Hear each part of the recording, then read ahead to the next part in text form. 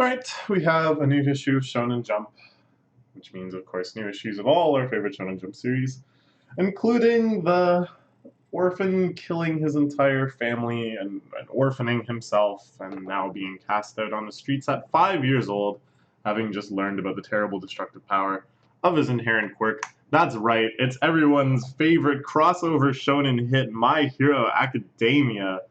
Sure can't wait for season like 7 to adapt this and have all the Western fans that don't know how dark shonen can get.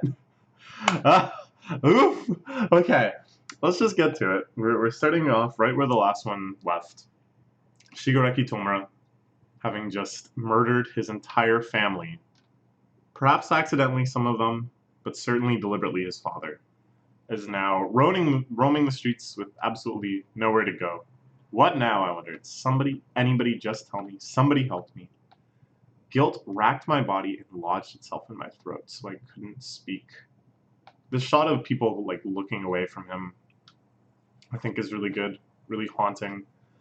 The way these shots are framed, kind of showing the overload of activity around him, and yet no one is reaching out to this distraught little boy. This guy seems to have some sort of weird ear quirk, too. Just that weird, tiny little bit of flavor they put in to remind us what kind of whimsical and wild and wacky world that we're inhabiting. Even when things like this are happening. Oh, yeah, he doesn't look good. Sure, the police are a hero or somebody can help you. Being up to my job mustn't be late. Oh, boy. It's like, I don't know, just the art style they use for his face is sometimes so creepy. And yet we understand now why he has such deep gouges around all of his eyes. Or all of his eyes, both his eyes. He scratched away at it.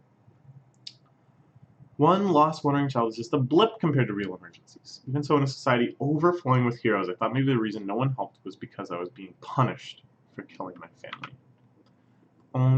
If only, the itch was gone. If only back then someone, anyone, had reached out to help. Oh man, this is really, really masterful paneling to show this array of people.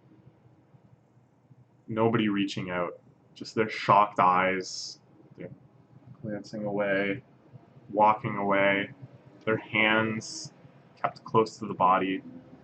Just all of these experiences, one after another, suddenly just blurring away into an experience of a city overall. And look at the way the city is depicted. It's not slummy, it's not dark and uninhabitable. It's a clean, modern, populous city.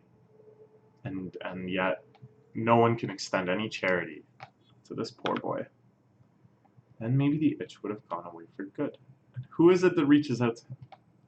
As he sits underneath this bridge, his little homeless encampment, we know. I'd forgotten all these memories up until this point, but now, this is where kind of his kind of new life starts. And I guess this life he's always been quite in tune with. He's always understood all of the causality from this point onwards. So this, I believe, is All for One in the suit, shadowed here, and this is the doctor that he's reached out to lately that's helping with the Gigantomachia situation. Don't have to endure it. Your impulse isn't necessarily a bad thing. So this is more your slum. This is the environment that he's been left in. Punks throwing him against the wall just for being in his turf. Why is he so scared? So meek, so pitiful. You should act as your heart commands. It's the only one to suffer will be you. Conscience, morals, ethics, all mere fabrications invented by others. People who wanted the world to run smoothly as they saw fit. Don't let those fabrications restrain you. Don't cower in fear. Because what lies within you is more important than anything. So, I think this is quite interesting. I mean, this sort of, like, self above all, total domination over society, like this complete liberation of the self or whatever. It may kind of seem like a kind of a caricature of an ideology, just something pushed to the point of parody. But this is actually kind of the heart of many beliefs that, while not legitimate, have done legitimate destructive force to society throughout history. When you look at the philosophical underpinnings of, say, Nazism, oftentimes it was this sort of attitude that we don't want to be living by the world prescribed to us by others. We don't want to be obeying a system of conscious or morality or ethical behavior that's been taught to us by someone else. And of course, it's like with these sort of ideologies, once they hit the point of like a mass political movement, you're kind of just trading one set of morality for another. But you can still have that feeling of personal liberation. You can still have that feeling of being unchecked or whatever. If you read, Heidegger? Yeah, Heidegger. Heidegger talking about the feeling of joining the Nazi Party. It's, I mean, it's not convincing, of course, but it's compelling insofar as that he speaks about it on a very personal level. He talks about the feelings that it gives him. And here too, you know, they just boil it down to such an immediate personal essence. What lies within you is more important than anything. It's kind of hard to dispute on certain levels, right? Like with a certain kind of ethical view. I don't know. It's intense. It's all very intense. What do you want to do? There's the pile of hands that somehow All for One has recovered from his deceased family members. There's two guys who hurt me back there. I want to kill them. Don't know how to explain it. It's like this bad feeling is filling me up and I can't stop it. I can't hold it back. To you, I say, try your best. Yeah.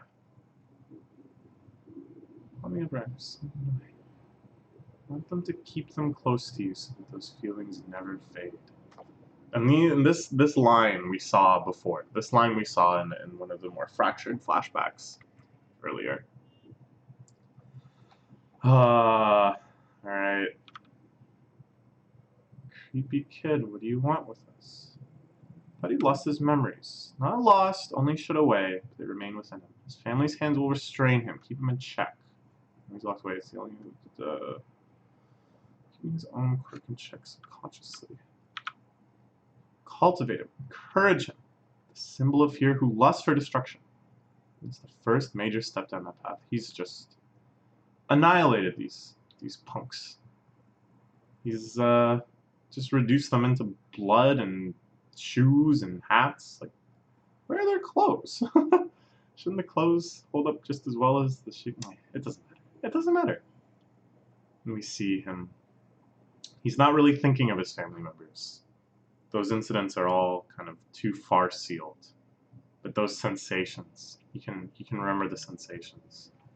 His mother's hands at his neck, his grandfather's at his shoulders, his grandmother's on his upper arm, his sister's right at his wrists.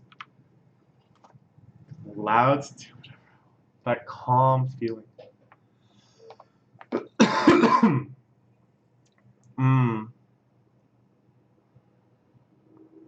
The one he wears on his face, I believe, is his father's. 5 new hands. A little bonus to make up for the one you destroyed earlier. Never forget these memories you made today. Soothe my battered body like a newborn held aloft in celebration. Show me your new self. Tomura Shigaraki. And this is when he receives his new name. Verb tomaru, meaning to mourn. It's used when we grieve and say goodbye to the dead. Koshimura's no more. Reborn now as one who beckons acts of mourning to this world of ours. Shigaraki. It's my last name. And this finally kind of closes it. This is when he signs his loyalty over to all for one. And as I said, it seems like in conflict, that in this moment of purest personal liberation, you also just submit to another power structure, to another master.